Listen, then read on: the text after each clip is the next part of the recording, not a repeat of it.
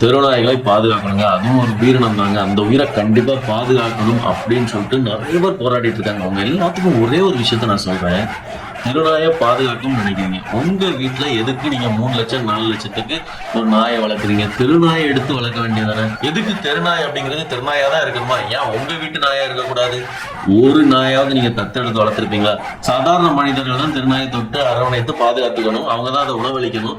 நீங்க கோடி கோடியா பணம் வச்சிருக்கிறீங்க. நீங்க வச்சிருக்கிற பணத்துல கொஞ்சமாவது இந்த மாதிரியான தெருநாய்களுக்கு செலவழிக்கலாம். அதுவும் நீங்க செய்ய மாட்டீங்க. வீட்டுல வளர்க்குற நாய்க்கு உணவா டெய்லி 5000 ரூபாய் செலவழிக்கிற நபர்கள் எல்லாம் இந்த கூட்டத்துல இருக்கிறீங்க. ஒரு ஆறு இருக்குது. அந்த ஆத்துல உங்களுடைய குழந்தையும் தெருநாயும் இந்த தத்தளிச்சிட்டு இருக்குது. நீங்க யாரை காப்பாத்துவீங்க? உங்களுக்கு தெருநாய் தான் முக்கியம் அப்படின்னு சொல்லிட்டு தெருநாயை நீங்க ஃபர்ஸ்ட் காப்பாத்துவீங்களா? காப்பாற்ற மாட்டீங்க. முதல்ல உங்க குழந்தைய காப்பாத்துவீங்க. அதுக்கப்புறம் தான் தெருநாயை காப்பாத்துவீங்க. இதே மாதிரி தான். சும்மா யார் வேணாலும் சொல்லிட்டு போகலாம், தெருநாயை காப்பாத்துங்க நீ.